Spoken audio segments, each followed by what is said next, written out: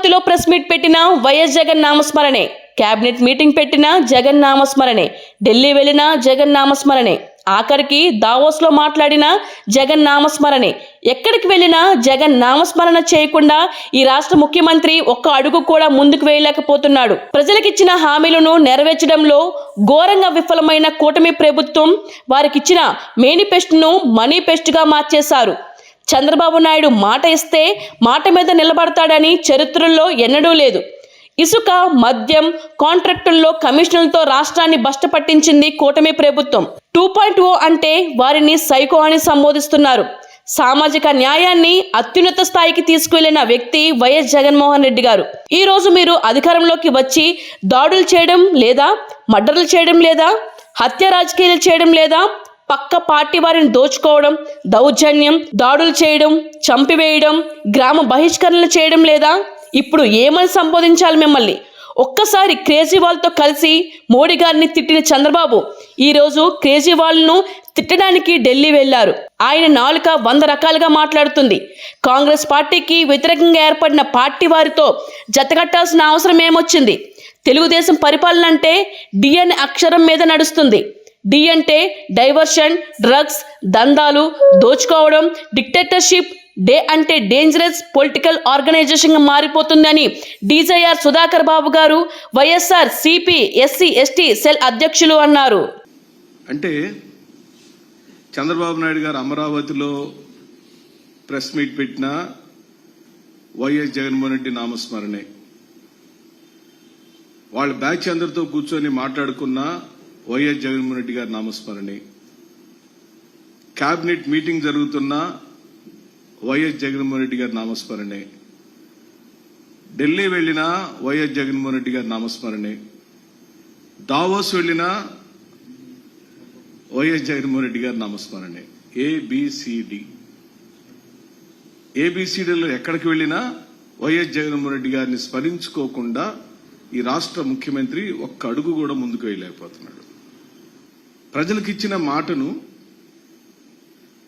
నిలుపుకునే విషయంలో ఘోరంగా విఫలం చెందిన ఈ కూటమి ప్రభుత్వ నాయకుడైన శ్రీ చంద్రబాబు నాయుడు గారు అది మేనిఫెస్టో అని ప్రజలు వారు చెప్పిన మాటను నమ్మి వారిని గెలిపించారనే విషయాన్ని మర్చిపోయి దాన్ని ఒక మనీఫెస్టోగా మార్చేశారు. వారికి, వారి అనునాయులకు, వారి పార్టీ నాయకులకు అటువంటి సంపదలను పెంచుకోవటానికి అది ఒక మార్గంగానే రాష్ట్ర అధికారాన్ని భావిస్తున్నారు. కానీ రాష్ట్రాన్ని పరిపాలించడం అది ఒక బాధ్యతాయుతమైన, గౌరవప్రదమైన, ప్రజలిచ్చిన అవకాశం అనే విషయాన్ని పూర్తిగా విస్మరించిన ఉదంతం చూశాం. సాధారణంగా చంద్రబాబు నాయుడు గారు మాటిస్తే మాట మీద నిలబడతాడు అన్న చరిత్ర ఏనాడూ లేదు. కానీ నిన్న 2014లో లాగానే మోడీ గారు కుడివైపున, పవన్ కళ్యాణ్ గారు ఎడమవైపున కూర్చొని ఇదిగో మధ్యలో ఉన్న చంద్రబాబు నాయుడు గారు ఇస్తున్న హామీలకు మేము సాక్ష్యము, మేము కూడా బాధ్యులము, వారు గనక ఇంప్లిమెంట్ చేయకపోతే, అనగా నారా చంద్రబాబు నాయుడు గారు గనక వారిచ్చిన సూపర్ 6 హామీలను నెరవేర్చకపోతే మేం బాధ్యత తీసుకుంటామని స్వయాన బీజేపీ నాయకత్వం, మరో పక్కన జనసేన అధినేత అయిన ఉప ముఖ్యమంత్రిగా ఈ రోజున అత్యున్నతమైన పదవిలో ఉన్న పవన్ కళ్యాణ్ గారు మాట ఇచ్చారు. అధికారంలోకి వచ్చిన రోజు నుండి రాష్ట్ర ప్రయోజనాల కన్నా మిన్నగా వారి వ్యక్తిగత ప్రయోజనాలను చూసుకుంటున్నారనే విషయం అందరికీ తెలిసిన సత్యమే. వ్యక్తిగత ప్రయోజనంతో పాటు వ్యక్తుల ప్రయోజనం కూడా ఇక్కడ కాపాడుతున్నారు చంద్రబాబు నాయుడు గారు వివిధ రూపాలలో. అది ఇసుక దోపిడీ చేయటం ద్వారానో, లేదా కాంట్రాక్టులను అడ్డదిడ్డంగా చేజిక్కించుకోవడం ద్వారానో, కమిషన్లను పొందడం ద్వారానో, ఓ చిన్న సర్టిఫికెట్ కావాలన్నా సచివాలయాల్లో, ఎంఆర్ఓ ఆఫీసులో, ఎండిఓ ఆఫీసులో లంచాల ద్వారానో, పూర్తిగా గ్రౌండ్ లెవెల్లో ఈ కూటమి ప్రభుత్వ పరిపాలన భ్రష్టు పట్టిపోయిందని ప్రకటిస్తుంది వైఎస్ఆర్ కాంగ్రెస్ పార్టీ. ఓ పక్కన లంచాల మయంతో రాష్ట్రాన్ని దిగజార్చి, ఇంకో పక్కనేమో ఎన్నో ఆశలు పెట్టుకున్న యువతలకు చాలా సులభంగా ఉద్యోగాలు ఇవ్వాల్సిన చంద్రబాబు నాయుడు గారు వేల కొద్ది ఉద్యోగాలు నేను సృష్టిస్తాను, నేను తెస్తాను, నాకు అపారమైన అనుభవం ఉంది, నేను ఉద్యోగాలు వేల కొద్ది తెచ్చిస్తానన్న చంద్రబాబు నాయుడు గారు ఈ రోజున డ్రగ్స్ ను, గంజాయిని, ఎన్డీఎంఏ డ్రగ్స్ లను పూర్తి స్థాయిలో కూరగాయల షాపులో దొరికినట్టుగా గంజాయి డ్రగ్స్ యువకులకు దొరకటాన్ని వైఎస్ఆర్ కాంగ్రెస్ పార్టీ పూర్తిగా ఖండిస్తూ, విచారం వ్యక్తపరుస్తూ, ఓ పక్కనేమో హామీలను తుంగలో తొక్కడం, ఇంకో పక్కనేమో యువకుల యొక్క జీవన విధానాన్ని చిన్నాభిన్నం చేయడంతో పాటు కాకి లెక్కలు చెవటం మొదలుపెట్టారు. వారు చెప్పిన మాటలనే మనం ఒకసారి గుర్తు చేసుకుంటే, రాజధాని నిర్మాణానికి 17,000 కోట్ల రూపాయల నిధులు వచ్చినాయని వారే ప్రకటించారు. పోలవరానికి 2,348,000 కోట్ల రూపాయలు వచ్చినాయని వారే ప్రకటించారు. స్టీల్ ఫ్యాక్టరీకి 3,295,000 కోట్ల రూపాయలు వచ్చినాయని వారే ప్రకటించారు. రమారమి అన్ని కలిపితే 25,000 కోట్ల రూపాయల డబ్బులు ఇప్పటికే శాంక్షన్ అయ్యి గ్రాంట్లు వచ్చినాయని తెలుగుదేశం పార్టీ ప్రభుత్వం ప్రకటించినప్పుడు ఆ పోలవరంలో ఏం నిర్మాణాలు జరుగుతున్నాయో ప్రజలకు చెప్పండి. రాజధానిలో ఏ నిర్మాణాలు జరుగుతున్నాయి, దానికి అవుతున్న ఖర్చు ఎంత, టెండర్లు ఎంత పిలిచారు, ఎన్ని టెండర్లు కన్ఫర్మ్ చేశారు, టెండర్లు చేస్తున్న సంస్థల యొక్క వివరాలు బహిర్గతం చేయండి. స్టీల్ ఫ్యాక్టరీకి సంబంధించిన పనులు ఏం స్టార్ట్ చేశారో, ఎవరికి టెండర్లు ఇచ్చారో, ఎవరు పనులు చేస్తున్నారో సమాచారం ఇవ్వమని డిమాండ్ చేస్తున్న వైఎస్ఆర్ కాంగ్రెస్ పార్టీ ఈ 9 నెలల కాలంలో ఏ ఒక్క హామీని నెరవేర్చకుండా ఆ రోజున జగన్మోహన్ రెడ్డి గారు ఇంప్లిమెంట్ చేసిన పథకాలను పూర్తిగా ఆపేసి, నేనొస్తే 6 హామీలను ఇస్తానని మాటిచ్చి ఒక్కొక్క హామీకి, ఒక్కొక్క పథకానికి పోటీ పథకాలను అనౌన్స్ చేసింది కూటమి ప్రభుత్వం. వైఎస్ జగన్మోహన్ రెడ్డి గారు అమ్మఒడి ఇస్తానంటే, ఆయన ఇంట్లో తల్లికి అమ్మఒడి ఇస్తానంటే, చంద్రబాబు నాయుడు గారు, పవన్ కళ్యాణ్ గారు, బీజేపీ ప్రభుత్వం, బీజేపీ 3 పార్టీలు కలిసి అమ్మఒడికి ధీటుగా తల్లికి వందనం ఇస్తాననే పథకాన్ని అనౌన్స్ చేశారు. ఆ తల్లికి వందనం అనే పథకం ఎప్పుడు ఇస్తారా అని ఈ రాష్ట్రంలోని తల్లి ఆశగా ఎదురు చూస్తుంది చంద్రబాబు నాయుడు గారు. మీరేమో చాలా సులభంగా ఏ ఒక్క హామీని నెరవేర్చకపోగా అసలు అవి అవసరం లేదన్నట్టే మాట్లాడుతున్నారు. వాటిని తలుచుకుంటే నాకు బాధ కలుగుతుందని చెప్పి అంటున్నారు. విసుగు పుడుతుందంట చంద్రబాబు నాయుడు గారికి. ప్రజలకిచ్చిన సంక్షేమ పథకాలను తలుచుకున్నప్పుడల్లా విసుగు పుడుతుందంట. మేము ప్రకటిస్తుంది వైఎస్ఆర్ కాంగ్రెస్ పార్టీ జగన్మోహన్ రెడ్డి గారు ఇచ్చిన పథకాల పేర్లు వింటున్నప్పుడల్లా వినసొంపుగా ఉంటుందని రాష్ట్ర ప్రజలు అంటున్నారు. నేను ఊరికే మీ జ్ఞాపక శక్తి కోసం ఈ రాష్ట్రంలోని పేదవాళ్ల యొక్క ఆకాంక్ష నెరవేర్చిన వైఎస్ఆర్ కాంగ్రెస్ పార్టీ ప్రభుత్వం ఎన్ని గొప్ప కార్యక్రమాలు చేసిందో నేను ఊరికే చదివి వినిపిస్తాను. ఓ అమ్మఒడి, ఓ ఆసరా, ఓ ఆరోగ్యశ్రీ, ఓ ఈబీసీ నేస్తం, ఓ కాపు నేస్తం, నాడు నేడు పేరుతో స్కూళ్ల భవనాలను ఆధుకరించిన విధానము, ఓ జలయజ్ఞం, ఓ రైతు భరోసా, ఇళ్ల పట్టాలు, 0 వడ్డీకే రుణాలు, ఫీజు రియంబర్స్మెంట్, ఆసుపత్రుల నిర్మాణం గ్రామాల్లో జరిగిన విధానం, పోర్ట్లు, హార్బర్లు, ఆర్బీకే సెంటర్లు, గిట్టుబాటు ధరలు, డిజిటల్ లైబ్రరీలు, విద్యా, వైద్యం, వ్యవసాయ రంగంలో తీసుకురాబడిన అనేకమైన సంస్కరణలు. వీటిని మీకు విసుగు ఎందుకు తెప్పిస్తున్నాయో మాకు అర్థం కావటం లేదు.